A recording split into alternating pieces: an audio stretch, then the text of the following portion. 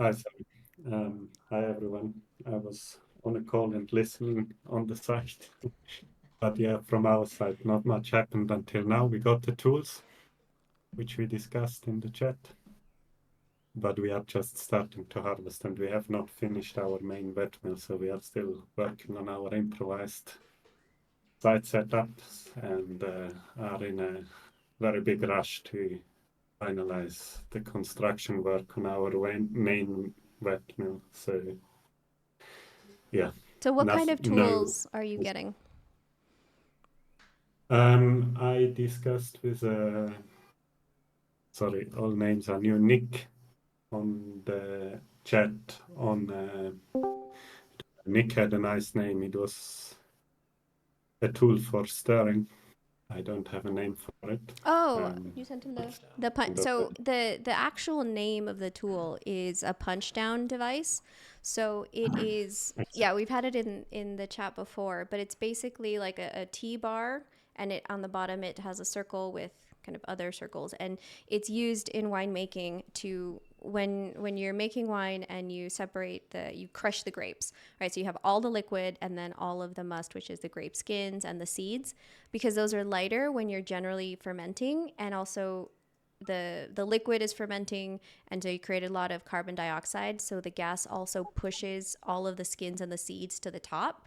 But the skins and the seeds are where the anthocyanins are. That's where you want all of that kind of contact with the alcohol. So this device, a punch down, is literally you get on top of the tank and you punch down that cap of seeds and skins back in contact with the liquid, and that allows the alcohol to extract all of the flavor and the color and the tannins and all the things that we love about wine. And so because this has been used forever in winemaking, I did kind of a modified version of it so that we could use that for to mix our fermentations, because it has to do with mixing a kind of semi-solid liquid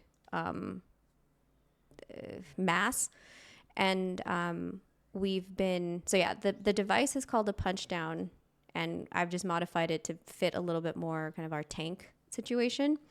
And the other method that people use in winemaking to have this contact, you can either punch it down or you can have a pump over, where you are taking the liquid from the bottom and then pumping it over with like a fireman hose style of pressure on top to break up the cap, to break up all of those skins and seeds. So you can do punch down or a pump over. I would love to do a pump over style for our fermentations, because then our problem is always you have to mix the mass of coffee, and it's really heavy, and that's what makes it like a labor intensive and a lot of challenge to get like even coverage of your fermentation. And that matters because we want even temperature, we want to get the yeast to where the sugar is, you want to have all of that, mixed well. If you do a pump over, then we're just moving the liquid. We're just kind of siphoning the liquid off and then putting it back in. And you don't necessarily have to move the heavier thing, which is the solid coffee. The challenge I've had is just finding a good enough pump to do that, to be able to do kind of like a semi solid movement. And I think the other thing that might be challenging to do that in coffee is to be gentle enough. Like, we know that when we're rough on our coffee, then we're creating physical damage and stress that will later, it's something that you would notice, many months later, in terms of maybe your coffee aging a little bit faster. So we're trying to think about how do we make things as gentle as possible, but effective in terms of mixing. So my dream would be to be able to do it with a pump instead of the punch down. But the punch down like tool is, it's very inexpensive to manufacture a copy of it. It's really easy to use. So it's kind of the most accessible for most people. I can kind of share a drawing of it, and somebody could just be like, oh, I know somebody who welds. They can make that for me. So it's a really effective tool to mix. So Fridolin, did you make one? Yeah, I copied actually your design Cool. because I was thinking like also of a pump, but then I thought, yeah, well, it's quite another like we are building so much because we are a new farm, so it's like and we are in an area where we have like no skilled labor, I would say, because we are the first employer in this area, so we start often pretty much from scratch. Everything needs so much attention, and like sometimes I'm just thinking, yeah, what is the most simple way to get from A to B? Because yeah, there is already enough on our plates. Then I looked up what are the tools in any kind of alcoholic beverages and found quite a number of it, and I posted the picture in the chat, and then I got a reply from Nick, which really helped, and I got quite excited to make that tool because it seemed to be a very simple solution because I could just send the drawing to my welder and tell him, go ahead, make this. So Pretty yeah, lily. and now we have it, but we haven't yet used it. But I still think like with pumps there are options, right? Because like in the past in Tanzania we used the pump even to pump the coffee with water. So we had different pumps which worked without damaging the coffee. So you can actually pump. You could actually pump the coffee with the fluid, but then again the problem is probably you start washing it by doing that. But is it a bad thing or a good thing? I don't know. Mm-hmm. you, you maybe even create a more homogeneous mixture.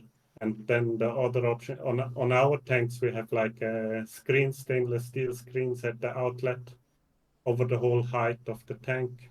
Be able also to do dry fermentations. Then you could obviously also just remove the water, and then I think you can use pretty much any pump because then yeah there are no beans going through, so Mm-hmm. you can't damage the water, I guess. I think a screen is a good But idea. yeah, Can you remind the group where you're located? yeah, I'm in the very north of Zambia. Zambia is I don't know, it's pretty much in the center of Africa. It's below DRC, in between Angola and Tanzania.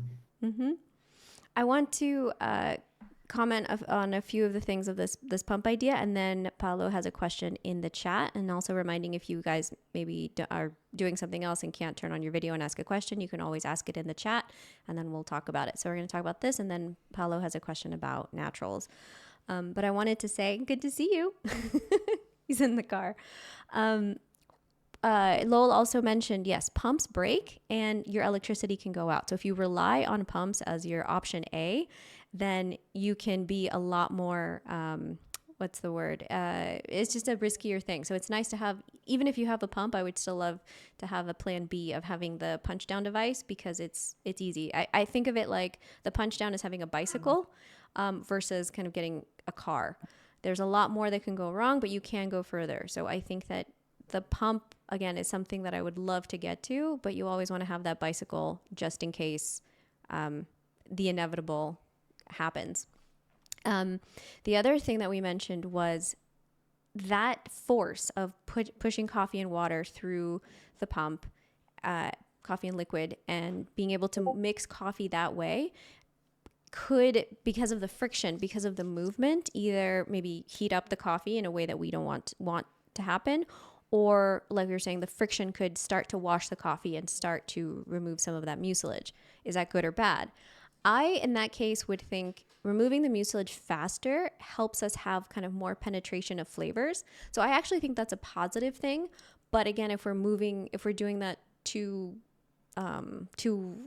rough to creating damage, then it starts to become it comes from being a positive thing to being a negative thing. So again, the idea of pumps is both more powerful and you could accomplish more, but there's more things to break, there's more things to go wrong. The punch down device is always just a nice tool to have. Let's jump over to Paolo's question about naturals. He says, what conclusion can be drawn to improve processing in South America without using yeast? Selection, first of all. So the question is the answer selection, first of all, and then shade drying, and then also proper initial flotation? So yes, those are the three things that I think anyone can do. Anyone can be better at floating and selecting out the inconsistent cherries. So floating, and then even just visual selection, just taking out any other colors. You want to have a uniform color. Then just bringing down that temperature. The sun here closer to the equator is really, really strong. So and again, that dark color attracts even more heat and traps more heat. So naturals are much more susceptible to that heat damage. So any kind of shade where you can just bring the temperature down enough. Again, I don't think you need to go to completely cold drying or completely protected. I think, some heat is fine. The problem is just that really high heat above 35, and it can get that hot very easily, very quickly. So bringing that temperature down. And, with yeasts, it's kind of hard to say like no yeast or with yeast. Like, let's be more specific about commercial yeast. You don't have to buy commercial yeasts to have some of these effects, but you could use kind of like your own mother culture. Let's say you have you have a great fermentation. You can use some of this liquid that we're talking about with the pumping, like in your wash coffees, and inoculate your naturals with that liquid, and you can still have like a yeast fermentation with just your wild yeast if you had a positive result. So I think that could also really help for uniformity, because of the other thing that I mentioned in the episode, where if you want to take advantage of the faster drying, if you can reduce that sugar content more quickly, you can dry your naturals more quickly. And again, not so fast that you're damaging, but fast enough that you can turn over your patio so that you're not having that risk about mold. So I still like this idea of doing some kind of like a cherry, like a submerged cherry fermentation, but you don't have to buy yeast. You can use something that a successful fermentation from your wash coffee, something like that. Do you want to have a follow-up, Paolo? No, but the question was because I listened to the 2 episodes. You make the difference between South America, wrote over ferment and so on, natural, and Ethiopian natural, because we, like consumer, want to have the difference between wash and natural. We want to choose the different coffee, no?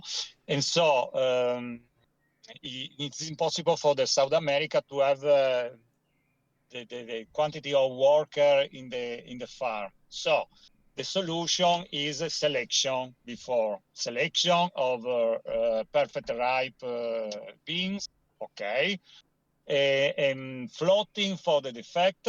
This is a question because some ripe bean have defect inside sometimes.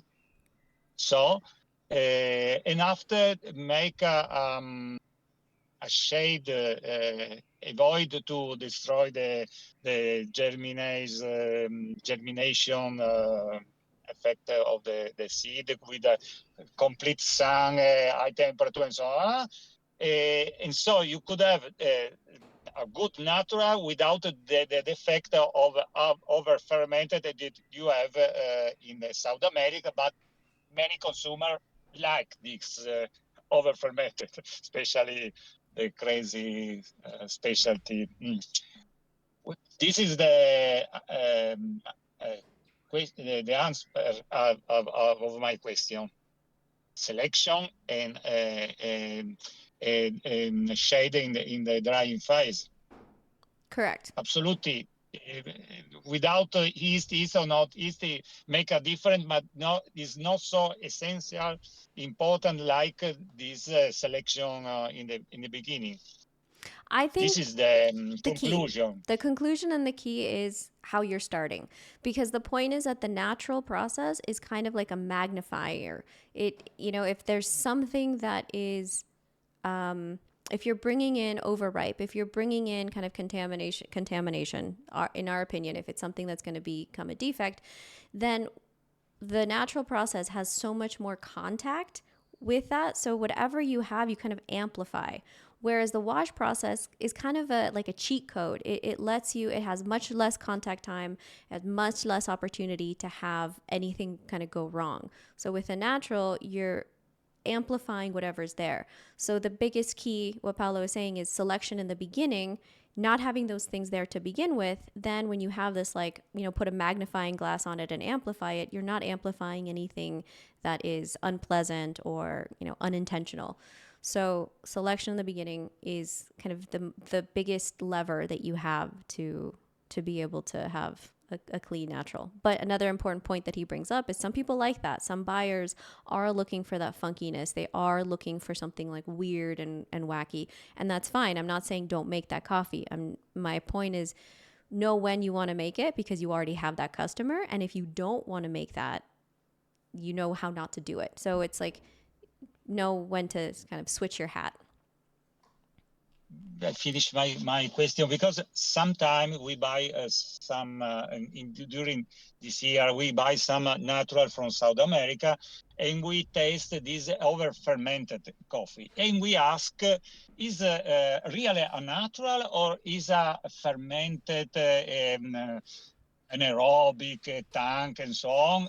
What's the key of this coffee? And the key is in what are you talking about? Is the on a real natural, but with over fermented. But the over fermented come from what? From the over fermented beans that give this taste to the give an infection, give this bad taste or good taste as you want to the other being. What is the key of this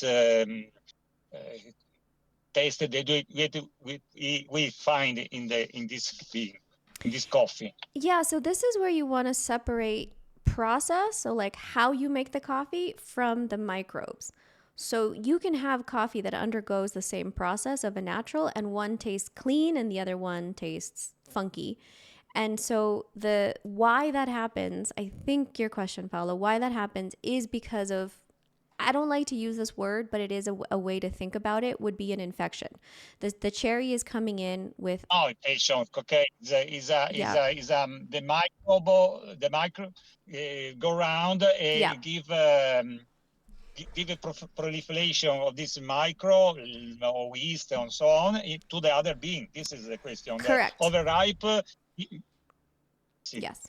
The overripe, the cherries that are overripe have had kind of more exposure out there, and so they're coming in, they're inoculating. It's like they're already kind of sick with certain yeast and bacteria and fungi that are resistant to really high sugar, that are like very strong because they're very developed. And then when you don't sort that out, you have that chance of infecting the other clean ones with the overripe ones that are coming in from the field. But there is also the level of the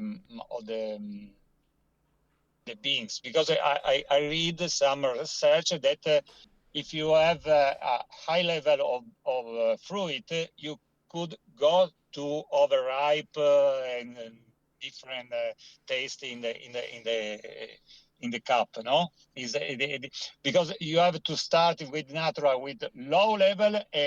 With time to improve the level of the being that you are drying. This is also a research that I found a year ago. This level of the natural change completely the taste in the cup. Right, the ripeness. Sorry for my English. I try to improve my face. Difficult. I'm a boomer. I mean, I think what you're talking about is the level of ripeness of the natural, like yes. How much? No, the level of the bean. No, you have, if you put a lot of coffee, no, very high, you could have also problem with the. Oh, you mean the thickness? The thickness of the layer. Sorry. Okay. Exactly. Okay. Yeah, if you put it more thick versus thinner layers. Yes, you could have absolutely overripe taste. Absolutely, because what do you have when you have a thicker layer? You have more space for trap moisture. You have more space for a temperature difference, and therefore that creates a different environment. But the point is that you still have to have the infection. You guys, I almost don't want to put this in because That's it's not a I, good way to think about it, but it helps you make that first distinction. Like it is kind of an infection. So you can have the infection, you can have this kind of yeast or fungus coming in from the field. And if you give it a good place, if you give it a thick layer and you give it moisture and you give it warmth, then it will grow. You can maybe still have that infection come in, but if you don't give it the opportunity, if your layer is really thin and you have a lot of airflow and you keep your temperatures under control, you can still have the infection, but you don't give it a chance to spread and kind of have an impact. So the importance is, yes, the process, but that initial like inoculation, that initial introduction of those microbes that give you some of these overripe flavors. so they could have also an aerobic taste in the cup using a natural phase. This is the answer. So when we taste this overripe coffee, was really a natural. Was this not correct or probably correct way to have this final test? Yes, I think This is we ask we wasting many time for this taste that we find in some natural. This is the answer. I think we Understand? agree. Yes. I want Sorry to for my English. let Lowell, you turned your camera on, so I want to go to you, and then I think, is it Assad that maybe wants to say something? Hi, Lucia. I just wanted to. Oh, right. Go ahead, No, Lowell. go ahead, Lowell, please. I'll do the intro later. Please, Lowell, go ahead. No, I just wanted to comment on your request for ideas about the camp and also podcasts. Mm-hmm. Have you considered with the camp co-teaching? I know you've said that you don't like to work outside of your expertise, but what if you had like somebody who's an expert in roasting come and do a segment on how to roast coffees that have been with advanced processing, or somebody who came and did farm management sort of things, and then you kind of broke up into maybe 2 or 3 class notes, and kind of people could rotate, and you could have one more heavy on one topic and less heavy on the other, so people could kind of select, and you'd have somebody that could teach those things so that you didn't have to teach them. And then the other comment I would make is, I think you should do the same thing with your podcast. Is there, you don't want to speak outside of your expertise, but having a podcast with a roaster who's roasting these coffees that are innovative might be an interesting topic. And the same thing with farm management, how farm management is affecting quality of coffee. And you could have a guest that is expert on those things. Thank you, Lowell. Yes, I want to say that one of our dreams, one of our like wish list things is to have somebody come teach roasting. And what we really wanted to do, we were trying to figure out how to get Will Frith to come and teach producer roasting because he's a lot closer to the source. I think one of the challenges I have is there's a lot of great people doing things, but I didn't want making coffee to be like another platform for like white guys to tell producers what to do. So I'm just trying to find anyone who's not like a white guy to kind of have this information. So I like finding a female roaster, finding a female agronomist. I'm having less success. They're out there. They're not as like readily available. But the challenge with FTC is that our profits just come from ticket sales. So there's no other funding, there's no sponsors.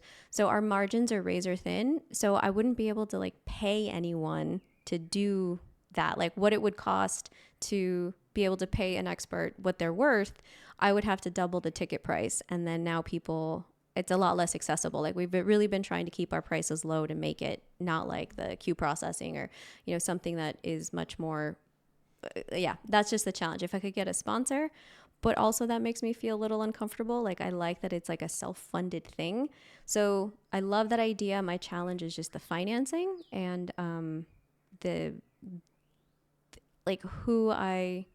whose voice I amplify is my challenge. Okay. Assad? Again, hi Nick, hi Lucia, hello everyone. This is Asjad here, Asjad Ahmad. I work as a coffee processor out of Uganda and of recent in India. So, firstly, I'd love to extend my gratitude to Lucia and Nick. I've learned tremendous amounts over here, and fermentation is something I work closely with, especially because the farmers which we work with are smallholder farmers. We just process the coffee. I essentially go from village to village, and then we make rosters in Uganda, and then we end up processing coffees. So there are a lot of micro mills with which I work with, and again, it's been a lot of on-the-job training, and we've been able to create some really funky flavors, a nice flavor profile. So really happy about that, and I just thought this introduction had been is very late, but here I am. Thank you so much again. No, thank you for sharing. So tell us more when you say funky, because it's such a charged word. So what kind of profiles are you looking for, and what are some of the like, descriptors besides funky? Like, is there anything else that's coming Sure, out? sure. So we've tried up until now the three processes which we have down are essentially extended submerged fermentations. We have the naturals, the solar dried, being dried on. Wait, is my screen all right? You're a little bit frozen, but I can hear you. All right. So as I was saying, there's the natural sun dried, and then there's the washed coffees. And especially when we consider the natural sun dried, we have had positive scores coming back on that, going upwards of 86. So we have fruity notes, we have good mouth feels, we have great berry-like aroma as opposed to floral. It's more fruity, and it's just great mouth feel. Syrupy, not light cups. I'd say full-bodied cups, and that's particularly with the naturals being the outliers. But even the fully washed, I am an espresso drinker. I love drinking espressos. So those medium roasts on those espressos are also very nice. They are memorable, to say the least. That's really helpful. And I think the other thing that I want to highlight from what you said is that why I think funky is attractive is that it usually comes with a good body. It usually comes with like a texture that people can enjoy. And so either maybe people that wouldn't necessarily like funky flavors like the body, and then they think they like funky flavors, or that's the only way to get them. Because that funkiness, you have a lot of microbial activity, and microbes, again, like yeast, are making, when they're fermenting, they're making the flavor compound. So you have the esters and the thiols and like the fruits, but you tend to also have the polysaccharides. So you have that body and that texture as well. They go hand in hand. And so something that would be funky generally would have that roundness, that complexity. And so I think we're kind of inadvertently training people to like those flavors because they think that's kind of the only way to have them. So I just like to be an advocate that you can have both. You can have, more. I don't want to sound so judgmental. Like funky's not a bad thing. It's just a particular flavor profile. And I don't like that the opposite of funky is like clean, because that has like this moral component of clean and dirty. But that you can have both. You can have complexity and body and richness without necessarily having that funky component like tagging along. So I hope that makes sense.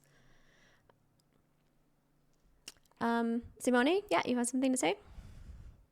On the matter of funkiness, because naturals now can be so different, and even wash coffees can be very different how they are approached, and there are so many new kind of processing as well, which can make understanding this kind of processes quite complicated for the consumer. Would you think it could be useful to include on the bag and information on the level of funkiness or of processing of the coffee, so that when you buy a natural, you know if it's a funky natural or cleaner natural, and how would you approach this? So that I think that's a really good point, that we have this disconnect with processing, and then the issue is then the consumer is confused. And when you have a confused consumer, you usually have no consumer. Like when you're confusing people, it's easier to not buy something. So that's why I do think we need to not kind of dismiss this question. I really don't want consumer confusion for the sake of like processing, I don't know, clarity. Like I think that ultimately we want people to buy our coffee. We want them to know what they're kind of going in for. I think the worst thing is when a consumer feels like tricked by something, or I thought I was going to buy something and I've been betrayed by this coffee. I was just talking with a friend who came 2 days ago to try some coffees. Actually, it was JJ who I mentioned in the episode. JJ came over because he just came back from a trip and brought new coffees from Mexico that he wanted to try. And he said he had an experience where it was his third bag buying from a particular roaster. And it was just like such a mystery. It was such a like, what is the word I'm looking for? I get mystery. It was a surprise. And he was just like disappointed again. And I'm like, this is like the worst time to disappoint somebody, is like they just woke up and they want their good cup of coffee and they're expecting something, and then you don't deliver on that promise. I think that is a very bad business decision. So the question is, how do we avoid this consumer confusion? And the idea of like a funkiness meter, I think, is valuable. I think the way that George Howell has approached this is kind of the opposite. It's a similar thing. Instead of having like a funkiness meter, he has like a coffee meter. So it's like, how much does this coffee taste like coffee? Is this like a very classic traditional coffee? This coffee is like 90% coffee and 10% like other flavors. Or this other coffee is 50% coffee and 50% something else. So that would be more of like a high funkiness meter. This is not, if you're expecting coffee, our general idea of coffee, this is where this coffee rates on that. So that's somebody who's already doing that. Like instead of describing coffee as like a flavor profile or a process, he's telling you how much does this resemble what you think coffee is. So I think there is a place for that kind of like scale, that kind of meter. But it also kind of feels like we're overcomplicating it, or maybe like over-engineering a solution. So this is why I like to talk about, I do think flavor descriptions are important and more important than the process. And so, for example, I was also talking to another FTC alum for another conversation recently, and she said that after coming to FTC, one of the changes that she's made in her kind of marketing approach or her sales approach is that she doesn't talk about processes anymore. She doesn't say, this is my natural and this is my washed, and looking for buyers who are looking for that kind of coffee. She said that she changed her approach to just be flavor profiles. So because one of the things that she noticed is that people would come to her and they say, I want to buy a natural.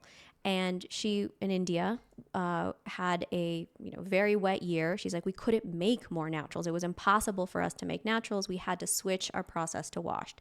So the people that came to us looking for naturals, I had nothing for them because we didn't make naturals.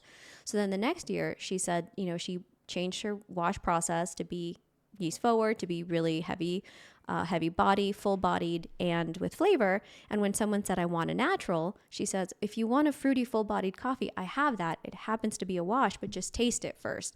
So by selling it from the flavor profile, she wasn't like, shoved into these boxes and having to like reject customers. So I think that if we could work more on the descriptive analysis and have a language, have a vocabulary for how we talk about these coffees, we can kind of ignore the process, ignore how you got there, and just focus on what it tastes like, because I think ultimately that's what people care about. So I don't know if that kind of answers your question. Yeah, I think regarding on the funkiness meter, it's something that I have not seen many roasters do, but or a funkiness meter or the coffiness meter, as you said, from the roaster you mentioned. Mm-hmm. I guess it would be something half full, but I wouldn't remove the process from the bag, because it might not necessarily tell you something about how the coffee tastes. But personally, for example, I also use the information of the process also to get an understanding of how I can brew that coffee, so I can get more quickly to a good result. So I find that not all the information are only related to the taste of coffee, but also how you can brew it. No, that's a really good point. So, can you give me an example of if you had a washed versus a natural or an anaerobic, how would you brew them differently? With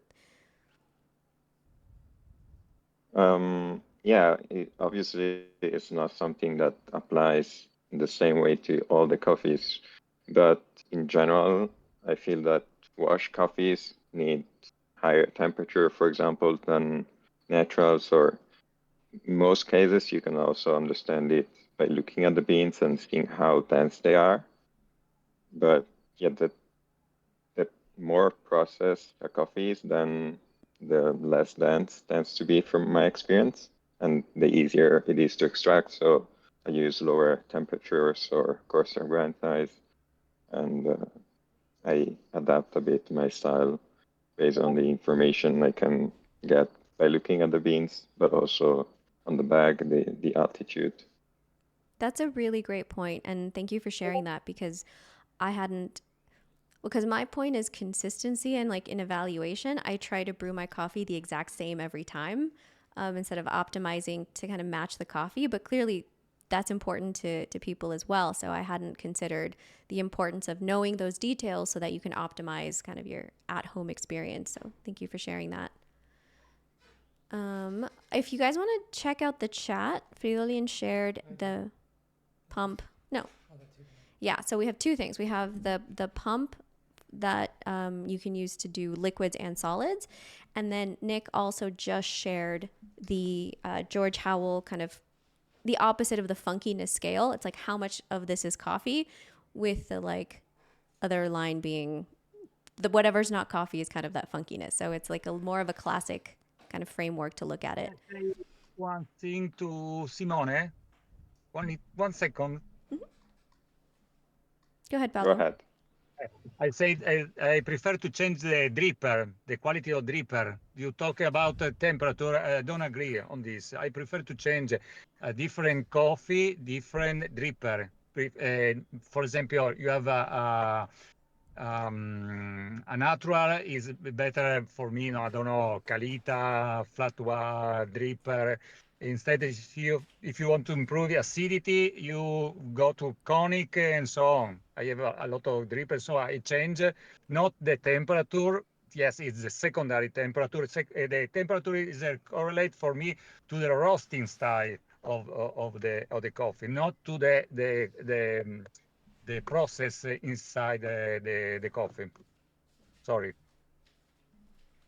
So Close. sorry, Paolo, can you just share the naturals? You do more of a flat bottom, and then the washed For coffees. example, if you wanted to improve the body of the coffee, you have a natural with chocolate, and you want to improve this quality of this coffee, you have to use a flat dripper like Orea, Calita, and so on. Now you have the flat dripper with the possibility to have no bypass lateral. So you have many possibilities now to change extraction, not only by a temperature, it's secondary temperature for me, excuse me. I prefer to change the dripper. I decide I want to improve this flavor. I change the recipe, okay, but the dripper. Thank you for sharing. Okay. I do the same. Also, Let's do Simone first, and then we'll go to Fridolin. A good dripper, if you want a good dripper is Orea. The new version of the Orea is a V4. You have the possibility to change the bottom of the dripper, no?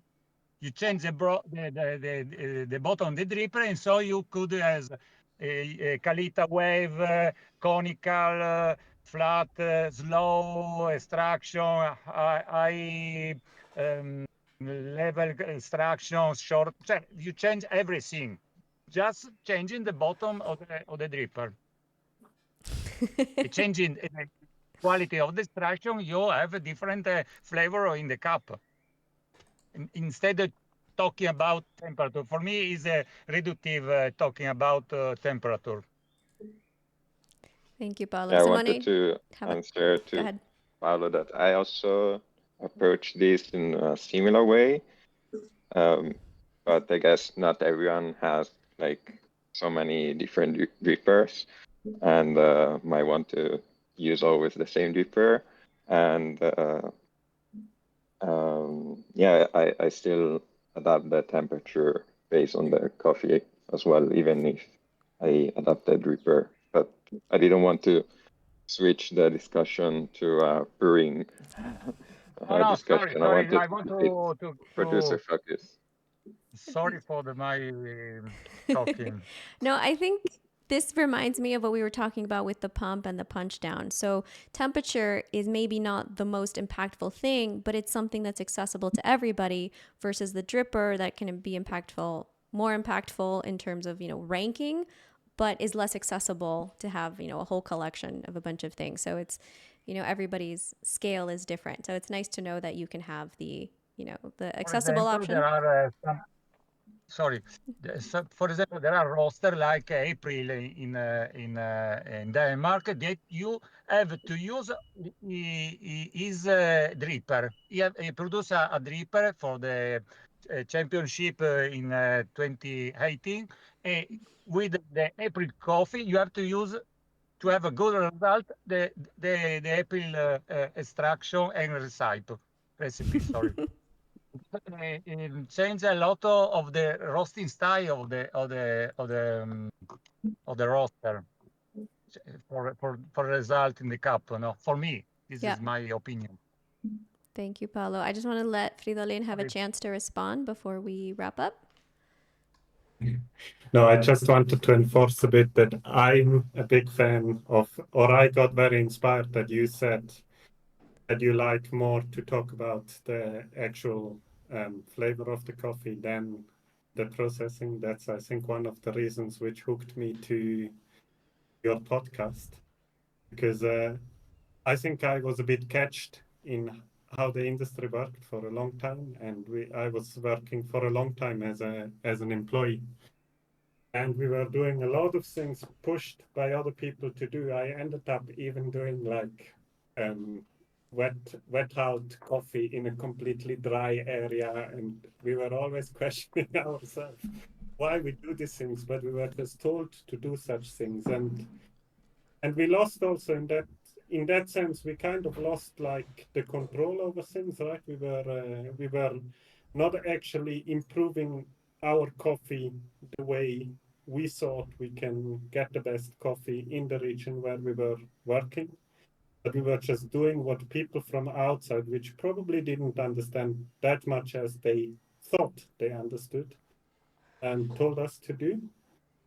And I think it's something which I'm also getting now a bit annoyed seeing that SCA now officially includes this like extrinsic part of the coffee in the valuation of the coffee, because it's, I see like in talking to buyers, I don't want to name people or like blame people or whatever, but I find sometimes they are quite rude and they don't listen. And as more such information I give them, as more risk is there that I tap into a minefield. I just remember one conversation I had recently with a roaster. When I mentioned that I'm mostly using F1 hybrids, he heard the word hybrid, immediately connected to the Robusta Arabica hybridization, like which happened in the very, like this Timor kind of, which are not F1 hybrids, right, in any way. And then immediately switched, yeah, you are producing low quality coffee, right? And I'm like, and by that time I realized I actually can stop the conversation because like he had already understood everything. So it was not worth to continue. And I think that's where I got so like inspired by some things you said, because like I think it's very important that producers get more more control over their product. And I think a lot of this talking about is extrinsic values of the coffee gives the control away. And I think, thank you for sharing that, Fridolin. And I think the other thing that I like to kind of bring into focus is the stakes are so different. So Simone made a good point about his experience, you know, as a consumer in how he wants to treat his coffee. And knowing the process does help him make decisions to kind of let that coffee shine as best as it can and have the better experience. So processing does matter in that sense. But again, the stakes of enjoying your cup of coffee even better than you could be. And then the other side of that are people, are producers like Fidelidin who have kind of processes imposed on them, who have processes suggested, you know, however gently or strongly. And the stakes are really different. So having to invest in equipment or kind of waste time or maybe waste your coffee, you know, ruin your coffee because you weren't quite sure what you were doing and it wasn't the intended result and now the buyer doesn't want it. Like these two things are not equal. And so when we talk about processes, we have that that disconnect and that unequal impact. So the impact on producers, if we focus on processing, is huge because it either means investment, capital or otherwise, lost sales, like it's a big deal. And then on the other side, processing is much more of a preference. And so I don't think we can, you know, compare these two. There should be a bias, a more weighted bias towards producers because the impact is so much greater. I see Dylan is typing a comment, so I will wait for that. He says, I agree, increasing value attached to extrinsic value is worrying for producers. So this is something, the CVA, like the new evaluation, kind of moving away from the traditional scoring system, is something that we need to talk about. And I think that we can make that be the topic for our next conversation. If you guys have comments, or maybe if you want to do a little bit of research on what the new CVA is, quality value assessment for coffee, and then we can come back in 2 weeks and discuss it. It's definitely an episode idea. I just need to find some people to interview that have more insight.